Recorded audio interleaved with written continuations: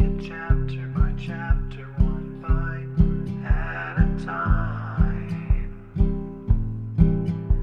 So many adventures and mountains we can climb. Take it word for word, line by line, one bite at a time.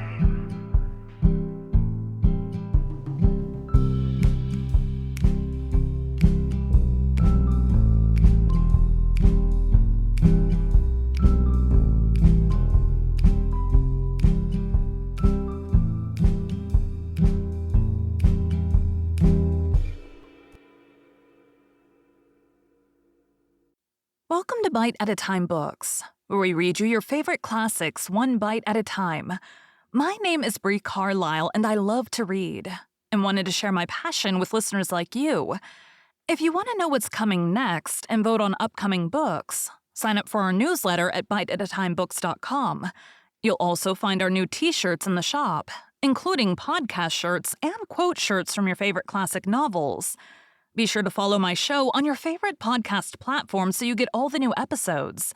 You can find most of our links in the show notes. But also our website, biteatatimebooks.com, includes all of the links for our show, including to our Patreon to support the show, and YouTube, where we have special behind the narration of the episodes. We're part of the Bite at a Time Books Productions Network. If you'd also like to hear what inspired your favorite classic authors to write their novels, and what was going on in the world at the time, check out the Bite at a Time Books Behind the Story podcast, wherever you listen to podcasts. Please note, while we try to keep the text as close to the original as possible, some words have been changed to honor the marginalized communities who've identified the words as harmful, and to stay in alignment with Bite at a Time Books' brand values. Today we'll be continuing Little Men by Louisa May Alcott. Chapter 3, Sunday. The moment the bell rang next morning, Nat flew out of bed and dressed himself with great satisfaction in the suit of clothes he found on the chair. They were not new, being half-worn garments of one of the well-to-do boys, but Mrs. Bear kept all such cast-off feathers for the picked robins who strayed into her nest. They were hardly on when Tommy appeared in a high state of clean color and escorted Nat down to breakfast. The sun was shining into the dining room on the well-spread table, and the flock of hungry, hearty lads who gathered round it. Nat observed that they were much more orderly than they had been the night before, and everyone stood silently behind his chair while little Rob, standing beside his father at the head of the table, folded his hands, reverently bent his curly head, and softly repeated a short grace, in the devout German fashion which Mr. Bear loved and taught his little son to honor. Then they all sat down to enjoy the Sunday morning breakfast of coffee, steak, and baked potatoes, instead of the bread and milk fare with which they usually satisfied their young appetites. There was much pleasant talk while the knives and forks rattled briskly, for certain Sunday lessons were to be learned, a Sunday walk settled, and plans for the week discussed. As he listened, Nat thought it seemed as if this day must be a very pleasant one, for he loved quiet, and there was a cheerful sort of hush over everything that pleased him very much, because in spite of his rough life, the boy possessed the sensitive nerves which belong to a music-loving nature. "Now, my lads, get your morning jobs done and let me find you ready for church when the bus comes round," said Father Bear, and set the example by going into the schoolroom to get books ready for the morrow. Everyone scattered to his or her task, for each had some little daily duty and was expected to perform it faithfully. Some brought wood and water, brushed the steps, or ran errands for Mrs. Bear. Others fed the pet animals and did chores about the barn with Franz. Daisy washed the cups and Demi wiped them, for the twins liked to work together, and Demi had been taught to make himself useful in the little house at home. Even baby Teddy had his small job to do, and trotted to and fro, putting napkins away, and pushing chairs into their places. For half an hour the lads buzzed about like a hive of bees. Then the bus drove round, Father Bear and Franz with the 8 older boys piled in, and away they went for a 3-mile drive to church in town. Because of the troublesome cough, Nat preferred to stay at home with the 4 small boys and spent a happy morning in Mrs. Bear's room listening to the stories she read them, learning the hymns she taught them, and then quietly employing himself pasting pictures into an old ledger. "This is my Sunday closet," she said, showing him shelves filled with picture books, paint boxes, architectural blocks, little diaries, and materials for letter writing. "I want my boys to love Sunday, to find it a peaceful, pleasant day when they can rest from common study and play, yet enjoy quiet pleasures and learn in simple ways, lessons more important than any taught in school. Do you understand me?" she asked, watching Nat's attentive face. "You mean to be good?" he said after hesitating a minute. "Yes, to be good and to love to be good. It is hard work sometimes, I know very well, but we all help one another and so we get on. This is one of the ways in which I try to help my boys." And she took down a thick book, which seemed half full of writing, and opened at a page on which there was one word at the top. "Why, that's my name," cried Nat, looking both surprised and interested. "Yes, I have a page for each boy. I keep a little account of how he gets on through the week, and Sunday night I show him the record. If it is bad, I am sorry and disappointed. If it is good, I am glad and proud.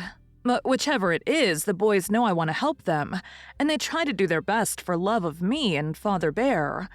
"I should think they would," said Nat, catching a glimpse of Tommy's name opposite his own, and wondering what was written under it.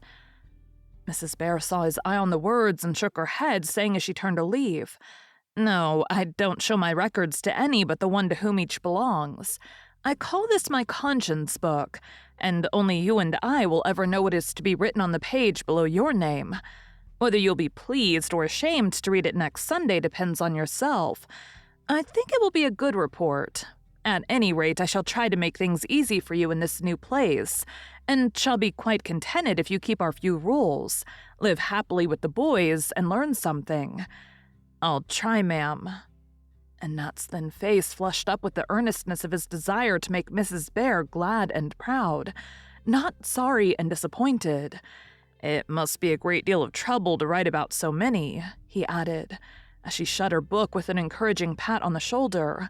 "Not to me, for I really don't know which I like best, writing or boys," she said, laughing to see Nat stare with astonishment at the last item. "Yes, I know many people think boys are a nuisance, but that is because they don't understand them.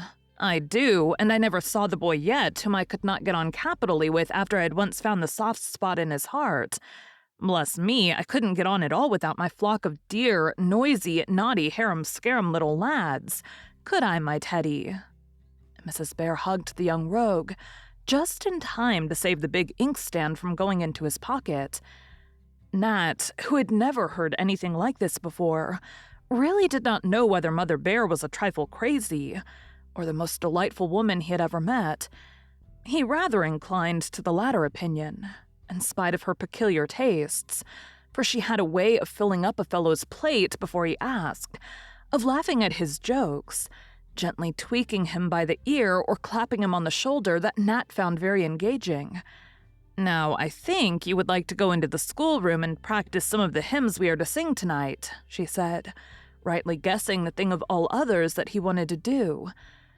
Alone with the beloved violin and the music book propped up before him in the sunny window, while spring beauty filled the world outside and Sabbath silence reigned within, Nat enjoyed an hour or two of genuine happiness, learning the sweet old tunes and forgetting the hard past in the cheerful present. When the churchgoers came back and dinner was over, everyone read, wrote letters home, said their Sunday lessons, or talked quietly to one another sitting here and there about the house. At 3 o'clock, the entire family turned out to walk, for all the active young bodies must have exercise, and in these walks the active young minds were taught to see and love the providence of God in the beautiful miracles which nature was working before their eyes. Mr. Bear always went with them, and in his simple fatherly way found for his flock sermons and stones, books in the running brooks, and good in everything. Mrs. Bear with Daisy and her own 2 boys drove into town to pay the weekly visit to Grandma, which was busy Mother Bear's one holiday and greatest pleasure. Nat was not strong enough for the long walk and asked to stay at home with Tommy, who kindly offered to do the honors of Plumfield. "You've seen the house, so come out and have a look at the garden and the barn and the menagerie," said Tommy when they were left alone with Asia, to see that they didn't get into mischief.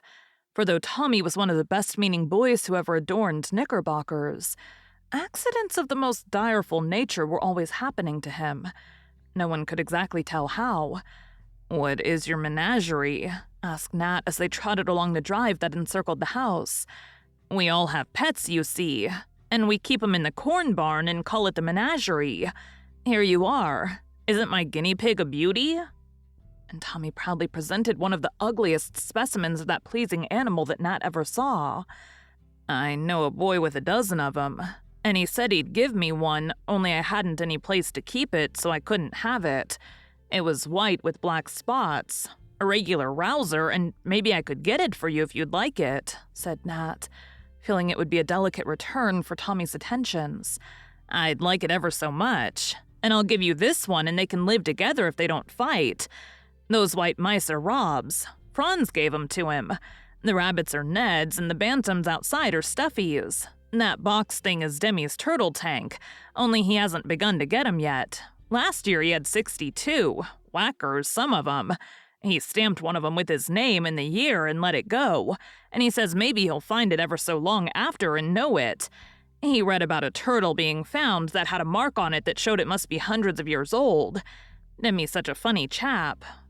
"What's in this box?" asked Nat, stopping before a large, deep one half full of earth. "Oh, that's Jack Ford's worm shop. He digs heaps of 'em and keeps 'em here, and when we want any to go fishing with, we buy some of him. It saves lots of trouble, only he'd charge too much for 'em. Why, last time we traded, I had to pay 2 cents a dozen and then got little ones. Jack's mean sometimes, and I told him I'd dig for myself if he didn't lower his prices. Now I own 2 hens, those gray ones with the top knots. First-rate ones they are too, and I sell Mrs. Bear the eggs. But I never ask her more than 25 cents a dozen. Never, I'd be ashamed to do it," cried Tommy, with a glance of scorn at the worm shop. "Who owns the dogs?" asked Nat, much interested in these commercial transactions, and feeling that T. Bangs was a man whom it would be a privilege and a pleasure to patronize. "The big dog is Emil's. His name is Christopher Columbus. Mrs. Bear named him because she likes to say Christopher Columbus, and no one minds it if she means the dog," answered Tommy in the tone of a showman displaying his menagerie. "The white pup is Rob's and the yellow one is Teddy's. A man was going to drown them in our pond and Pa Bear wouldn't let him. They do well enough for the little chaps. I don't think much of 'em myself. Their names are Castor and Pollux. I'd like Toby the donkey best if I could have anything. It's so nice to ride and he's so little and good," said Nat, remembering the weary tramps he had taken on his own tired feet. "Mr. Lorry sent him out to Mrs. Bear so she shouldn't carry Teddy on her back when we go to walk. We're all fond of Toby and he's a first-rate donkey, sir. Those pigeons belong to the whole lot of us. We each have our pet one and go shares in all the little ones as they come along. Squabs are great fun. There ain't any now, but you can go up and take a look at the old fellows while I see if Cockletop and Granny have laid any eggs." Nat climbed up a ladder, put his head through a trap door, and took a long look at the pretty doves billing and cooing in their spacious loft. Some on their nests, some bustling in and out, and some sitting at their doors, while many went flying from the sunny housetop to the straw-strewn farmyard, where 6 sleek cows were placidly ruminating. "Everybody's got something but me. I wish I had a dove, or a hen, or even a turtle all my own," thought Nat, feeling very poor as he saw the interesting treasures of the other boys. "How do you get these things?" he asked, when he joined Tommy in the barn. "We find 'em or buy 'em or folks give 'em to us. My father sends me mine, but as soon as I get egg money enough, I'm going to buy a pair of ducks. There's a nice little pond for 'em behind the barn, and people pay well for duck eggs. And the little duckies are pretty, and it's fun to see 'em swim," said Tommy with the air of a millionaire. Nat sighed, for he had neither father nor money, nothing in the wide world but an old empty pocketbook, and the skill that lay in his 10 fingertips. Tommy seemed to understand the question and the sigh which followed his answer, for after a moment of deep thought, he suddenly broke out, "Look here, I'll tell you what I'll do. If you will hunt eggs for me, I hate it, I'll give you 1 egg out of every dozen. You keep a count, and when you've had 12, Mother Bear will give you 25 cents for 'em, and then you can buy what you like. Don't you see?" "I'll do it. What a kind feller you are, Tommy," cried Nat, quite dazzled by this brilliant offer. "Pooh, that is not anything. You begin now and rummage the barn, and I'll wait here for you. Granny is cackling, so you're sure to find one somewhere." And Tommy threw himself down on the hay with a luxurious sense of having made a good bargain and done a friendly thing. Nat joyfully began his search, and went rustling from loft to loft till he found 2 fine eggs, one hidden under a beam and the other in an old peck measure, which Mrs. Cockletop had appropriated. "You may have one and I'll have the other. That will just make up my last dozen, and tomorrow we'll start fresh. Here, you chalk your accounts up near mine, and then we'll be all straight," said Tommy, showing a row of mysterious figures on the side of an old winnowing machine. With a delightful sense of importance, the proud possessor of 1 egg opened his account with his friend, who laughingly wrote above the figures these imposing words, "T. Bangs & Co." Poor Nat found them so fascinating that he was with difficulty persuaded to go and deposit his first piece of portable property in Asia's storeroom.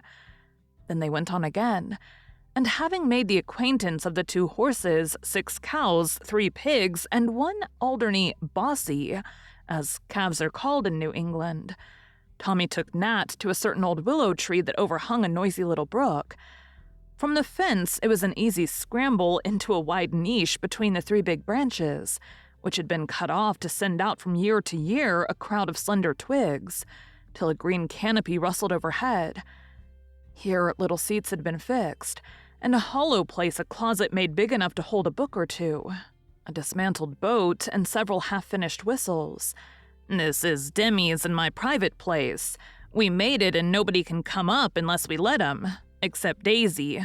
We don't mind her," said Tommy, as Nat looked with delight from the babbling brown water below to the green arch above where bees were making a musical murmur as they feasted on the long yellow blossoms that filled the air with sweetness. "Oh, it's just beautiful," cried Nat. "I do hope you'll let me up sometimes. I never saw such a nice place in all my life. I'd like to be a bird and live here always. It is pretty nice. You can come if Demi don't mind, and I guess he won't, because he said last night that he liked you." "Did he?" And Nat smiled with pleasure, for Demi's regard seemed to be valued by all the boys, partly because he was Father Bear's nephew, and partly because he was such a sober, conscientious little fellow. "Yes, Demi likes quiet chaps, and I guess he and you will get on if you care about reading as he does." Poor Nat's flush of pleasure deepened to a painful scarlet at those last words, and he stammered out, "I can't read very well. I never had any time. I was always fiddling round, you know. I don't love it myself, but I can do it well enough when I want to," said Tommy, after a surprised look which said as plainly as words, "A boy 12 years old and can't read." "I can read music anyway," added Nat, rather ruffled at having to confess his ignorance. "I can't." And Tommy spoke in a respectful tone, which emboldened Nat to say firmly, "I mean to study real hard and learn everything I can, for I never had a chance before. Does Mr. Bear give hard lessons?" "No, he isn't a bit cross. He sort of explains and gives you a boost over the hard places. Some folks don't. My other master didn't. If we missed a word, didn't we get raps on the head?" And Tommy rubbed his own pate as if it tingled yet with the liberal supply of raps, the memory of which was the only thing he brought away after a year with his other master. "I think I could read this," said Nat, who had been examining the books. "Read a bit, then, I'll help you," resumed Tommy with a patronizing air. So Nat did his best and floundered through a page with May-friendly boosts from Tommy, who told him he would soon go it as well as anybody. Then they sat and talked boy fashion about all sorts of things, among others, gardening. For Nat, looking down from his perch, asked what was planted in the many little patches lying below them on the other side of the brook. "These are our farms," said Tommy. "We each have our own patch and raise what we like in it, only have to choose different things and can't change till the crop is in, and we must keep it in order all summer." "What are you going to raise this year?"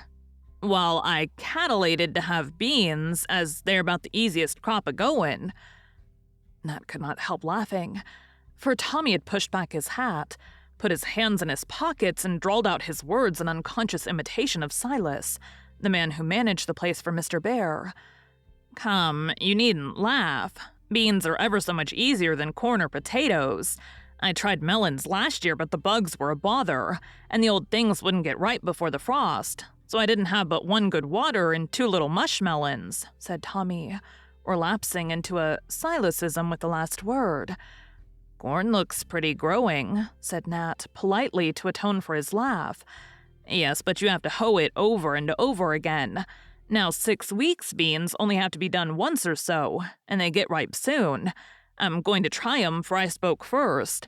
Stuffy wanted 'em, but he's got to take peas. They only have to be picked, and he ought to do it, he eats such a lot." "I wonder if I shall have a garden," said Nat, thinking that even corn hoeing must be pleasant work. "Of course you will," said a voice from below, and there was Mr. Bear returned from his walk, and come to find them, for he managed to have a little talk with every one of the lads sometime during the day, and found that these chats gave them a good start for the coming week. Sympathy is a sweet thing, and it worked wonders here, for each boy knew that Father Bear was interested in him, and some were readier to open their hearts to him than to a woman, especially the older ones, who liked to talk over their hopes and plans man to man. When sick or in trouble, they instinctively turned to Mrs. Joe, while the little ones made her their mother confessor on all occasions. In descending from their nest, Tommy fell into the brook.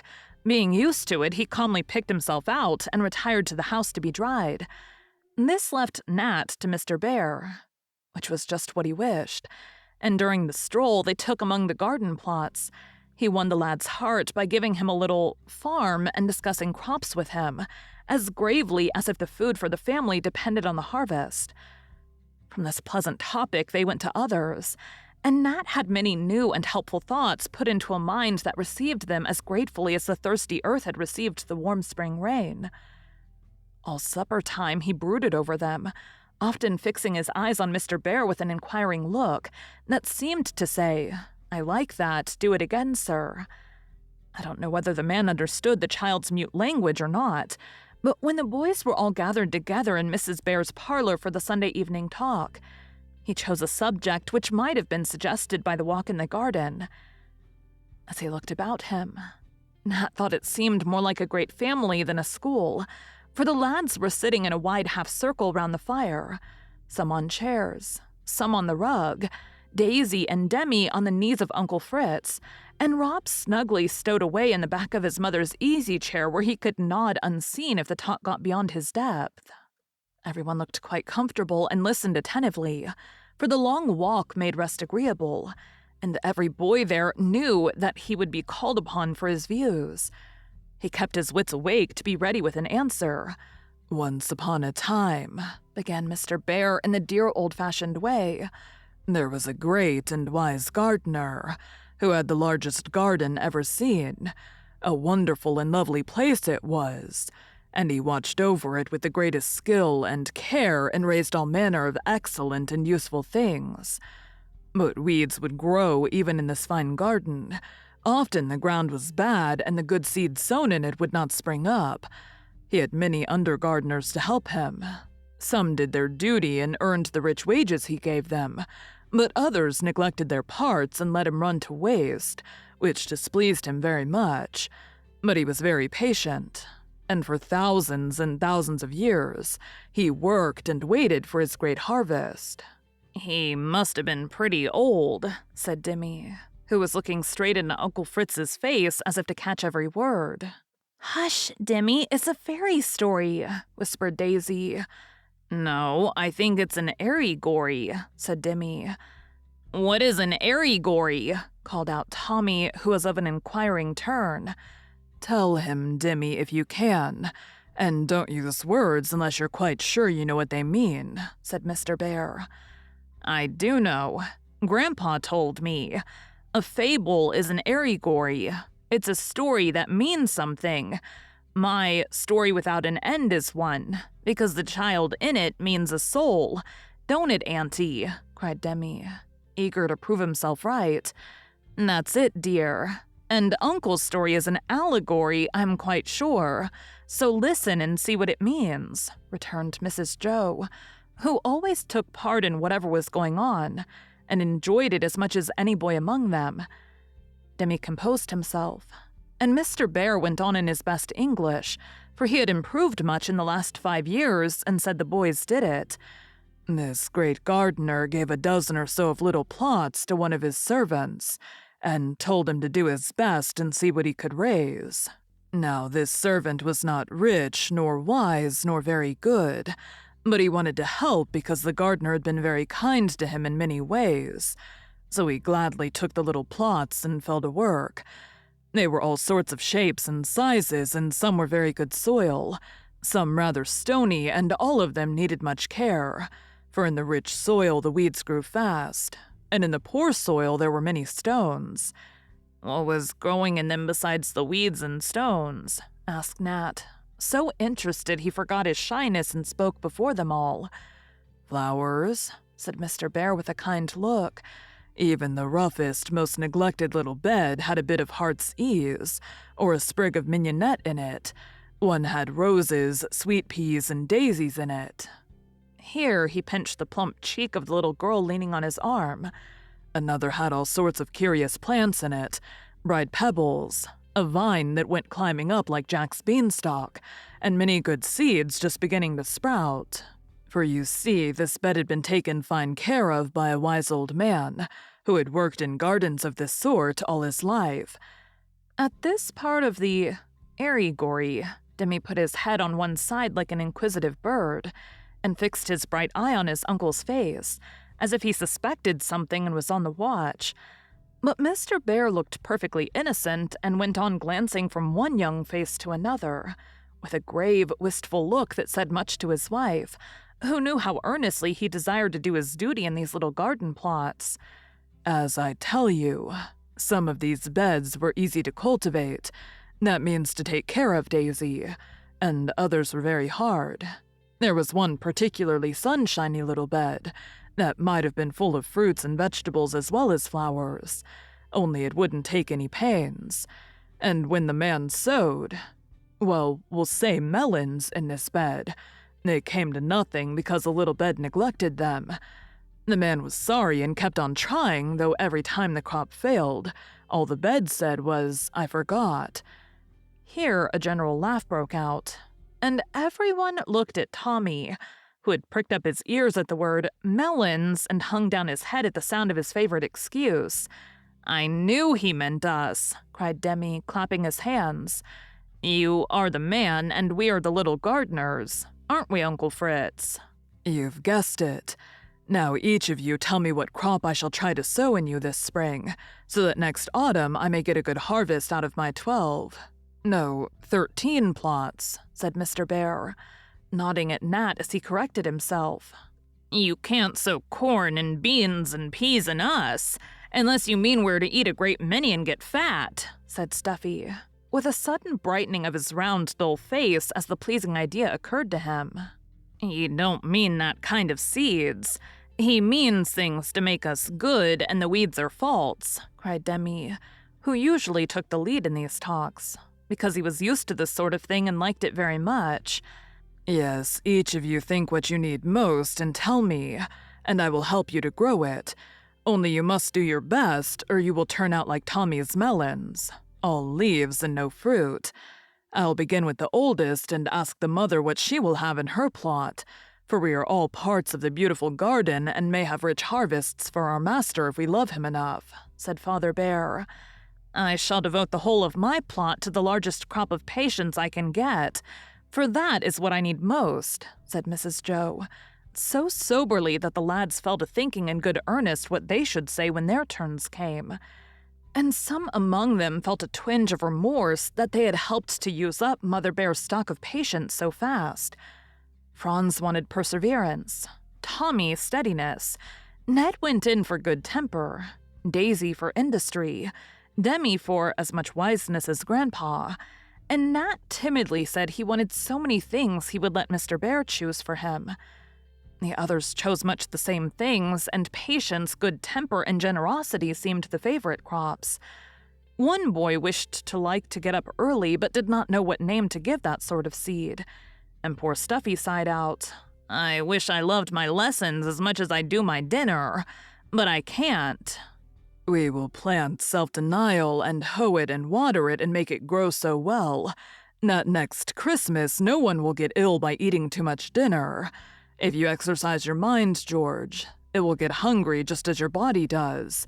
And you will love books almost as much as my philosopher here," said Mr. Bear, adding as he stroked the hair off Demi's fine forehead, "You are greedy also, my son, and you like to stuff your little mind full of fairy tales and fancies, as well as George likes to fill his little stomach with cake and candy. Both are bad, and I want you to try something better. Arithmetic is not half so pleasant as Arabian Nights, I know, but it is a very useful thing, and now is the time to learn it, else you'll be ashamed and sorry by and by." "But Harry and Lucy and Frank are not fairy books, and they are full of barometers and bricks and shoeing horses and useful things, and I'm fond of them. Ain't I, Daisy?" said Demi, anxious to defend himself. "So they are. But I find you reading Roland and Maybird a great deal oftener than Harry and Lucy, and I think you are not half so fond of Frank as you are of Sinbad. Come, I shall make a little bargain with you both.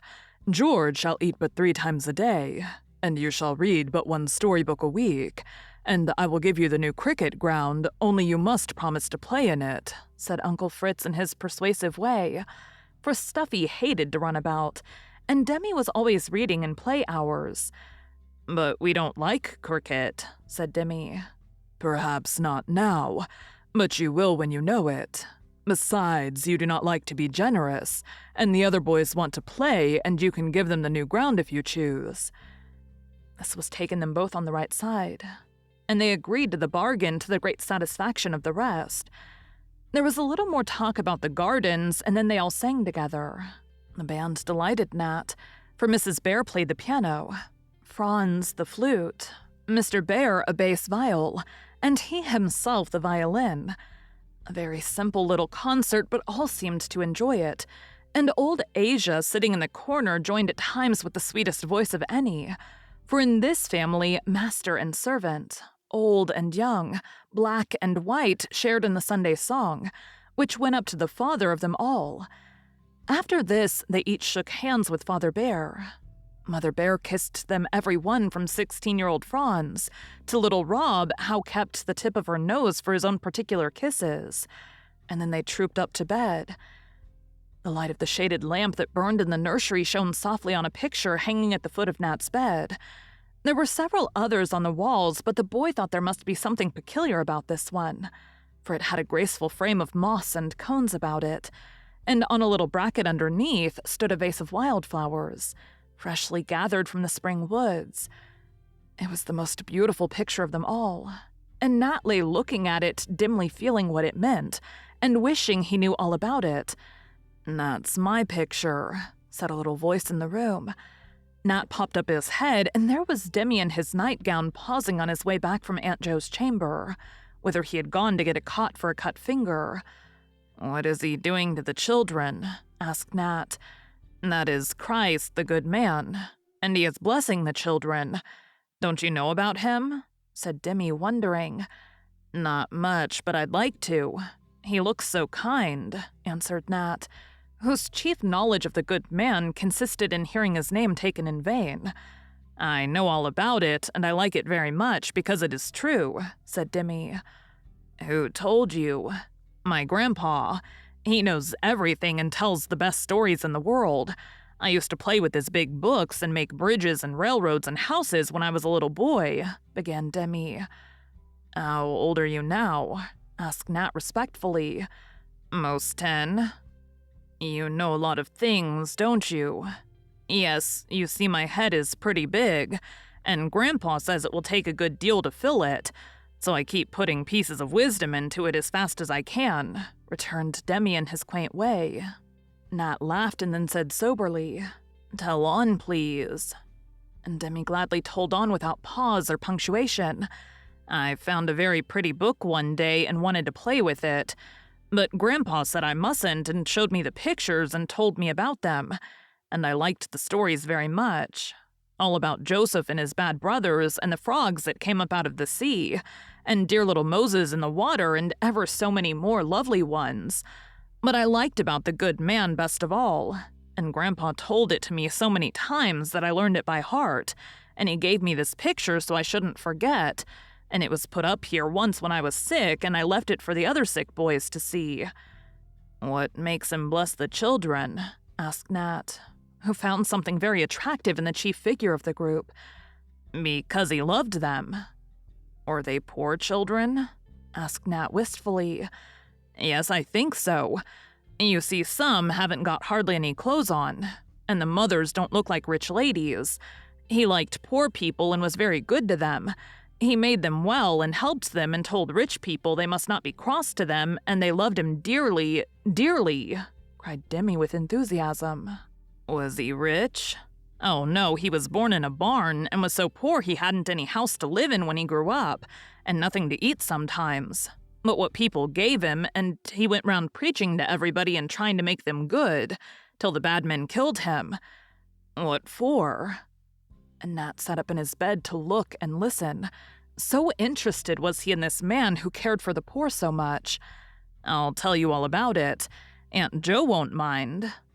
And Demi settled himself on the opposite bed, glad to tell his favorite story to so good a listener.